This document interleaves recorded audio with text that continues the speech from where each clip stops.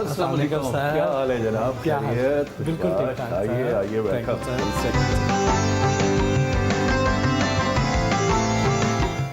جی، بس first class. آپ کیسے ہیں؟ بالکل ٹھیک ٹھاک.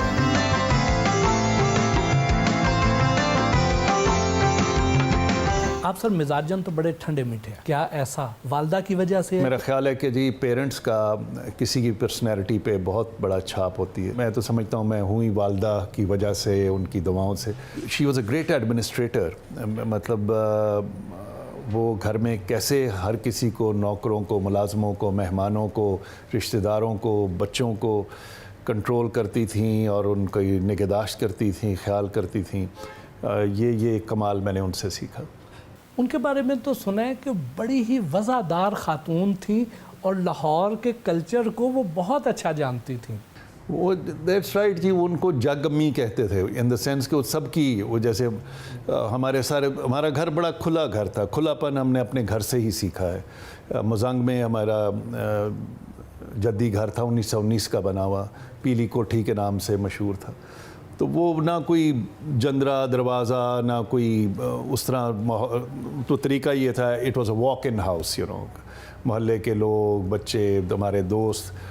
تو وہ اور ہم 4 بھائی ہیں، تو امی نے ہمارے ہر دوست کو کہنا تو میرا پنجواں پتر ہے. پھر وہ ایک دن لڑائی جھگڑا ہو گیا کہ جی پنجواں ہے گا کیڑا وے کوئی 50 جڑے نے وہ پنجویں نے. وہ کون سی ایسی یادیں ہیں بچپن کی جو آج بھی بار بار یاد آتی ہیں؟ ایک جو کھلا پن تھا لاہور میں، باہر سڑکوں پہ ہم نے لٹن روڈ پہ کرکٹ کھیلی ہوئی ہے. ٹیمپل روڈ، لٹن روڈ پہ اتنی سائیکلنگ کرنی، چھپن چھپائی اور بھاگ دوڑ. اور آپ انارکلی میں اپنی والدہ کے ساتھ جا رہے ہیں، شاپنگ کر رہے ہیں، ٹانگے پہ بیٹھ کے جا رہے ہیں. آپ کو جگہ بجگہ محلے داری، میل ملاپ ملتی تھیں. We have lost the sense of joy, of collective happiness. سر آپ کا جو پسندیدہ شعبہ ہے وہ تو آرٹ اینڈ کلچر ہے، لیکن آپ بیوروکریسی کی طرف کیسے آ گئے؟ ایک جاب نے میری زندگی میں بہت فرق لایا، جس میں کبھی کوئی ڈی ایم جی افسر، پی سی ایس آفیسر، کبھی کوئی اس میں آیا ہی نہیں تھا. لیکن اسی سائیڈ لائن جاب نے مجھے میری شناخت مجھے دی. وہ تھی parks and horti culture authority. میری والدہ کو سمجھ نہیں آئی کہ میں کس پوزیشن میں گیا ہوں. مجھے پوچھتی ہیں تو لگا کی ہیں؟ تو میں نے کہا جی پارکس اینڈ ہارٹی کلچر ایک محکمہ ہے. کہ اچھا تو مالیاں دا مطلب ہے تانوں بناتا نے سربراہ. سو مجھے یوں لگا کہ اصل جاب تو یہ ہے کہ میں شہر میں روزانہ ایک مصوری کر سکتا ہوں. اس سے پہلے تو سوچا ہی نہیں تھا کہ یہ محکمے اتنے کریٹیو ہو سکتے ہیں.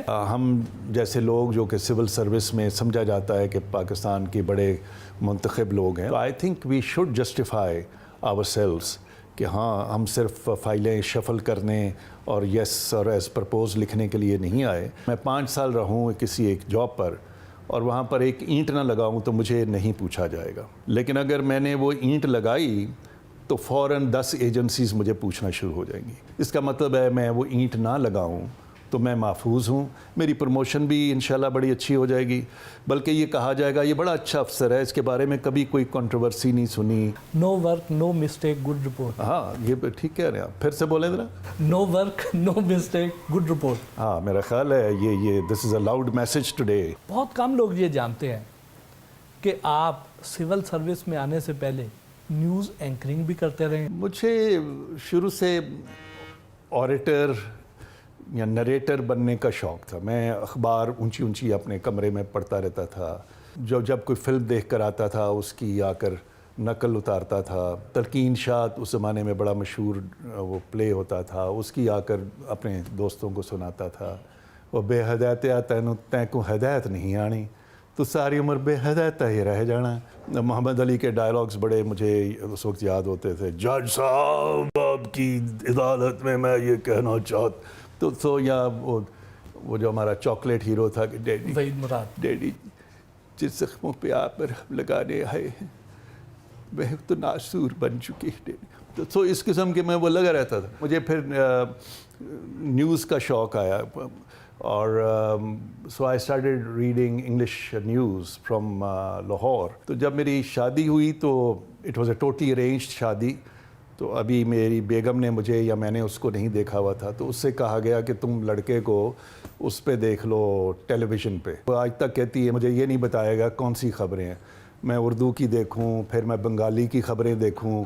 سو آپ یوں کہیے کہ میرا انتخاب جو ہوا وہ ٹیلی ویژن کی انگریزی کی خبروں کے ذریعے ہوا. ذرا تھوڑا سا ایک نمونہ تو ہو جائے ذرا.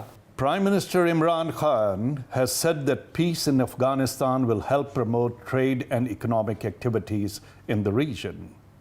Though Islamabad has concerns that India, in order to destabilize Pakistan, can use Afghan land. واہ آپ نے کافی وقت تھر پارکر میں بھی گزارا. عام طور پہ تو لوگ وہاں پہ جانا ہی پسند نہیں کرتے ہیں. اس قلعے میں رہا جہاں اکبر پیدا ہوا تھا. ایک بڑا تاریخی مقام تھا. میں 8-9 سال سندھ میں رہا اور سندھی زبان بھی مجھے کچھ آ گئی, بلکہ چھوٹی موٹی تقریر میں کر لیتا تھا. تو وہ ان کے اتنی انکساری ہے. اگر میں نے آپ کا حال پوچھنا ہے تو وہ بھی اس طرح ہوگا کہ سائیں خوش آئے ہو متارو جوڑ ڈھور ڈنگر آڑا پاڑا سب خیرا. اچھا اب لاہوریا جو ہے ٹھیک ٹھاک گئے ہو اور بھائی جی والو تگڑے ہو. تو یہ بڑا فرق ہے. آپ نے سر جمہوری اور جرنیلی دونوں حکومتوں کے ساتھ کام کیا ہوا ہے. سب سے زیادہ آسان اور سازگار کس دور میں رہا؟ بیوروکریسی کو جنرلی نان ڈیموکریٹک وقت میں شاید کام کرنے کی آسانی ہوتی ہے, لیکن ایٹ دا سیم ٹائم میں پولیٹیکلی نہیں بات کر رہا, میں بیوروکریٹکلی کر رہا ہوں. لیکن اٹ ڈپینڈز, اگر آپ کی پولیٹیکل لیڈرشپ جو ہے وہ کاموں میں اور ڈلیوری میں پرفارمنس میں زور دے رہی ہے اور آپ کی ایک ٹیم بلڈنگ اور پروٹیکشن کر رہی ہے, تو I think civil service can deliver in both Times, in all Times.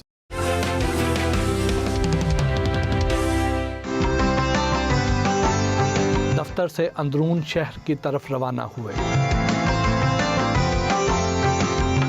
آپ کئی دہائیوں سے آرٹ اور کلچر کے حوالے سے لاہور پر بھی کام کر رہے ہیں. تو اگر آپ سے ہم یہ پوچھیں کہ کامران لاشاری کا لاہور کیسا ہوگا تو کیا کہیں گے؟ ہم سب جانتے ہیں کہ لاہور آماج گاہ ہے کلچر کی, لرننگ کی, گارڈنز, پارکس, لائبریریز, ان چیزوں سے ہمیشہ اس کی پہچان رہی ہے. یعنی جو چیزیں آج سے 30-40 سال پہلے تھیں وہ آج امپروو ہونی چاہیے تھیں, آج وہ بھی نہیں ہیں. اسی لاہور شہر میں ہارس اینڈ کیٹل شو ہوتا تھا, اسی لاہور شہر میں بسنتیں ہوتی تھیں, وہ کدھر گئیں. اسی طرح پیر بردرز کا بڑا وہ ہوتا تھا پپٹ انٹرنیشنل شو, وہ ختم ہو گیا. میں اگر لاہور کو دیکھنا چاہوں گا تو not only improvement in its infrastructure, I would love to see Lahore glowing with what it has always been known for, as a city of learning, as a city of joy and happiness and culture and mushairas and گیت, غزل, films ختم ہو گئیں, cinemas ختم ہو گئے. سو یہ we have to revive, کیونکہ دنیا میں آپ کی پہچان آپ کی سڑکوں سے نہیں ہوتی, آپ کی آرٹسٹ سے ہوتی ہے.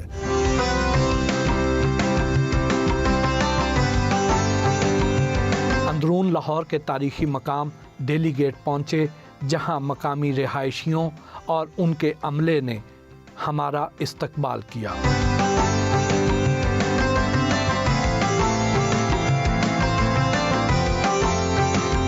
اندرون لاہور میں موجود پرانی سبیل دکھائی, جس سے راہگیر پانی پیتے اور وضو کرتے ہیں.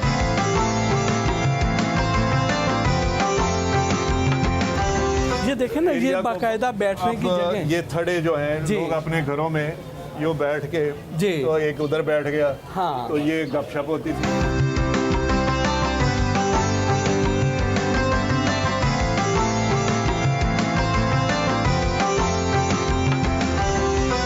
یہ ہم آگے ہیں جی اب شاہی حمام میں, یہ اس کا کورٹ یارڈ ہے.